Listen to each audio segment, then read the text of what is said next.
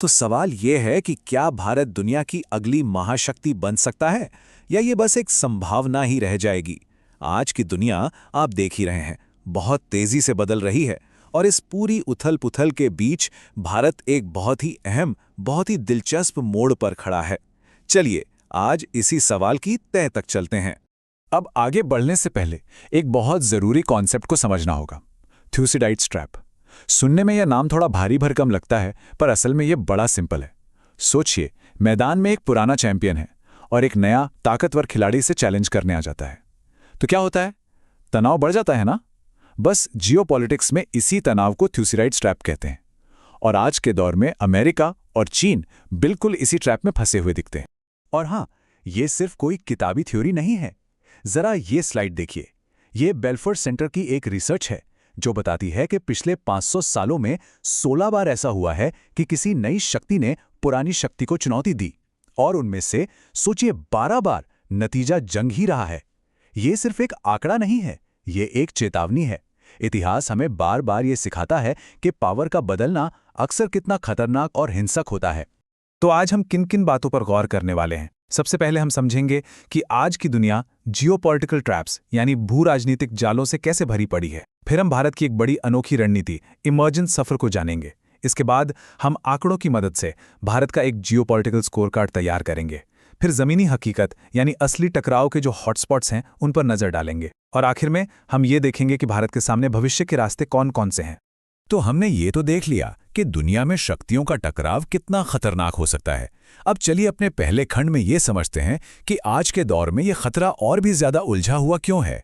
देखिए, आज का खतरा सिर्फ दो देशों के बीच की लड़ाई तक ही सीमित नहीं है। दुनिया अब सिस्टमिक रिस्क क्लस्टर्स का एक जाल बन चुकी है। इसे एक डोमिनो इफेक्ट की तरह समझिए। दुनिया के किसी एक कोने में एक डोमिनो गिरता है, चाहे वो कोई आर्थिक संकट हो, कोई युद्ध हो या फिर कोई महामारी, और देखते ही देखते पूरी दुनिया में उसका असर फैलने लगता है। सब कुछ, हर कोई एक दूसरे से जुड़ा हुआ है। तो सवाल ये उठता है कि अगर दुनिया इन खतरों का एक इतना उलझा हुआ जाल है, तो फिर भारत जैसी एक उभरती हुई शक्ति इस जाल में कहाँ फिट होती है? जब बड़े बड़े दिग्गज पहले से ही एक दूसरे के साथ ऐतिहासिक दुश्मनी के ट्रैप में फंसे हुए हैं, तो भारत के लिए अपनी जगह बनाना कितना मुश्किल या कितना आसान है? तो हमने देखा कि भारत एक बहुत ही कॉम्प्लेक्स दुनिया में एक अनोखी पोजीशन में है। तो अब देखते हैं कि इस सिचुएशन का फायदा उठाने के लिए भारत की रणनीति क्या है। और ये हमें हमारे दूसरे खंड पर ले आता है, जहां एक बहुत ही दिलचस्प शब्द हमारे सामने आता है, इमर्जेंट सर्फर। शेल सिनेरियोस का ये जो कोटेशन है, ये बहुत कुछ कहता है। ये एक जबरदस्त आइडिया है। मतलब भारत चीन की नकल करके एक और बड़ा कारखाना बनने की कोशिश नहीं कर रहा। नहीं, भारत एक बिल्कुल अलग रास्ता बना रहा है। एक ऐसा मॉडल जो ज्यादा डेमोक्रेटिक हो, ज्यादा खुला हो और जो टेक्नोलॉजी का इस्तेमाल एक अलग ही तरीके से करे। तो ये इमर्जेंट सर्फर आखिर है क्या? इसे एक ऐसे सर्फर की तरह सोचिए जो समंदर की बड़ी बड़ी लहरों पर सवारी कर रहा है। वो लहरों को कंट्रोल नहीं कर सकता, नहीं, लेकिन वो उन लहरों की ताकत का इस्तेमाल करके आगे बढ़ सकता है। ठीक वैसे ही भारत वैश्विक बदलावों की लहरों पर सवारी कर रहा है, नई टेक्नोलॉजी को तेजी से अपनाकर, डेवलपमेंट के पारंपरिक रास्तों को लीपफ्रॉग करके और दुनिया में अपनी जगह बनाने के लिए सही पॉलिटिकल मूव्स खेलकर। तो हमने ये तो देख लिया कि भारत एक बहुत ही स्मार्ट सर्फर वाली रणनीति अपना रहा है। लेकिन सवाल यह है कि क्या ये रणनीति वाकई काम कर रही है? चलिए अब थोड़ी देर के लिए कहानियों से हटकर सीधे सीधे आंकड़ों पर नजर डालते हैं और देखते हैं कि भारत की रणनीतिक क्षमता असल में है कितनी। और ये है भारत का ओवरऑल रिपोर्ट कार्ड, 10 में से 6.5। ये एक अच्छा स्कोर है, पर साथ ही ये भी दिखाता है कि सुधार की बहुत गुंजाइश है। ये एक ऐसे स्टूडेंट की तरह है जिसे बी ग्रेड मिला हो, पास तो हो गया है पर क्लास का टॉपर नहीं है। ये स्कोर बताता है कि भारत के पास क्षमता तो है, लेकिन उसे जमीनी स्तर पर उतारने में अभी भी कुछ चुनौतियां हैं। अगर हम इस स्कोर को थोड़ा और तोड़कर देखें तो 3 चीजें सामने आती हैं। पहला है CSS, यानी क्या केंद्र सरकार, राज्य सरकारें और लोकल बॉडीज मिलकर काम कर पा रहे हैं। यहाँ स्कोर है 6.2। दूसरा है EFI, मतलब देश पर्यावरण से जुड़े खतरों जैसे क्लाइमेट चेंज से निपटने के लिए कितना तैयार है। यहाँ स्कोर थोड़ा बेहतर है, 6.7। और तीसरा है EC, यानी क्या सरकार जो दावे कर रही है और आम नागरिक जो अनुभव कर रहा है उसमें तालमेल है। यहाँ स्कोर 6.6 है। तो कुल मिलाकर एक बैलेंस्ड प्रोफाइल है, लेकिन हर जगह बेहतरी की गुंजाइश तो है ही। गवर्नेंस के इन आंकड़ों के अलावा एक और चीज है जिस पर भारत जबरदस्त काम कर रहा है। वो है हार्ड पावर, यानी सैन्य ताकत।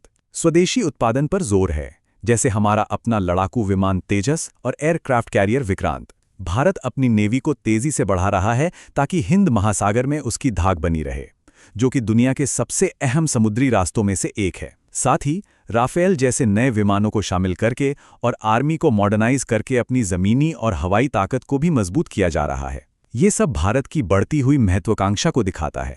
तो हमने भारत का रिपोर्ट कार्ड देख लिया, उसकी बढ़ती सैन्य ताकत को भी समझ लिया। अब देखते हैं कि ये क्षमता असल दुनिया में जमीन पर कहां परखी जा रही है। वो कौन सी जगह हैं जहां ये सारे सिद्धांत और आंकड़े असलियत से टकराते हैं। ये नक्शा दुनिया के सबसे खतरनाक इलाकों को दिखा रहा है, और इस पर जरा ध्यान से देखिए। भारत और पाकिस्तान के बीच का जो कनेक्शन है, उसे प्रथम क्रम का कमजोर समूह कहा गया है। इसका मतलब साफ है, भारत पाकिस्तान का तनाव सिर्फ एक लोकल या रीजनल मुद्दा नहीं है, ये एक ग्लोबल इशू है। एक ऐसा फ्लैश पॉइंट जहां से निकली एक छोटी सी चिंगारी भी पूरी दुनिया में अस्थिरता फैला सकती है। और एक और भारी खतरा है चीन के साथ हमारा सीमा विवाद। ये दशकों से सुलग रहा है और एक्सपर्ट्स का मानना है कि ये तनाव भविष्य में और बड़े संघर्ष का कारण बन सकता है। ये एक ऐसा टकराव है जो दोनों देशों के लिए और शायद पूरी दुनिया के लिए बहुत ज्यादा विनाशकारी साबित हो सकता है। लेकिन भारत के लिए खतरे सिर्फ सीमाओं पर ही नहीं हैं, देश के भीतर भी बड़ी चुनौतियां हैं, जैसे कि पर्यावरण से जुड़ा तनाव। दक्षिण भारत में कावेरी नदी के पानी को लेकर जो लंबा विवाद है, वो इसका एक बिल्कुल सटीक उदाहरण है। ये दिखाता है कि भारत के लिए क्लाइमेट चेंज सिर्फ एक पर्यावरण का मुद्दा नहीं है, ये एक राष्ट्रीय सुरक्षा का मुद्दा है जो देश के भीतर गंभीर संघर्ष पैदा कर सकता है। तो हमने देखा कि भारत के सामने बाहरी और आंतरिक दोनों ही तरह की गंभीर चुनौतियां हैं। अब हम अपने आखिरी खंड में चलते हैं और ये देखते हैं कि इन चुनौतियों का सामना करते हुए भारत अपने भविष्य के लिए कौन सा रास्ता चुन सकता है। ये स्लाइड भारत और चीन के मॉडल के बीच का फर्क बहुत अच्छे से दिखाती है। एक तरफ चीन है जिसके पास जबरदस्त सरकारी क्षमता है, CSS स्कोर 7.8, लेकिन वहां सरकार जो कहती है और आम नागरिक जो अनुभव करता है, उसके बीच एक बहुत बड़ी खाई है। EC स्कोर सिर्फ 4.2 है। वहीं दूसरी तरफ भारत का प्रोफाइल कहीं ज्यादा बैलेंस्ड है। ये दिखाता है कि भारत के पास एक अलग तरह की ताकत है जो शायद ज्यादा लचीली और लंबे समय तक चलने वाली साबित हो। तो भारत का भविष्य क्या हो सकता है? एक नया कॉन्सेप्ट है, हाइब्रिड रेजोनेटर। इसे एक ऐसे एक्सपर्ट की तरह सोचिए। भारत को हर चीज में दुनिया में नंबर 1 बनने की जरूरत नहीं है। इसके बजाय वो कुछ चुनिंदा लेकिन बहुत जरूरी क्षेत्रों में दुनिया का सबसे बड़ा एक्सपर्ट बन सकता है, जैसे डिजिटल पेमेंट सिस्टम या सस्ती दवाइयां या फिर ग्रीन एनर्जी टेक्नोलॉजी। इन फील्ड्स में महारत हासिल करके भारत दुनिया के लिए नियम बना सकता है और बिना बड़ी सैन्य शक्ति के भी अपना प्रभाव बढ़ा सकता है। तो आखिर में सवाल यही है, एक टूटती ही दुनिया में एक निर्णायक शक्ति के रूप में क्या भारत इन लहरों की सवारी कर पाएगा या इनके नीचे दब जाएगा? क्या भारत अपनी आंतरिक और बाहरी चुनौतियों से पार पाकर दुनिया की अगली महाशक्ति बन पाएगा? इस सवाल का जवाब न केवल भारत का बल्कि आने वाले दशकों में पूरी दुनिया का भविष्य तय करेगा। तो दोस्तों, ये था एक crystal clear breakdown. I hope अब सारे डाउट्स हमेशा के लिए क्लियर हो गए होंगे। अगर ये सेशन हेल्पफुल लगा तो इसको एक लाइक जरूर दीजिए और अपने फ्रेंड्स के साथ शेयर कीजिए जिनको इस टॉपिक में कंफ्यूजन होता है। और हाँ, ऐसे ही एग्जाम फोकस टॉपिक्स के लिए चैनल को सब्सक्राइब करना मत भूलिएगा। Keep preparing and all the best.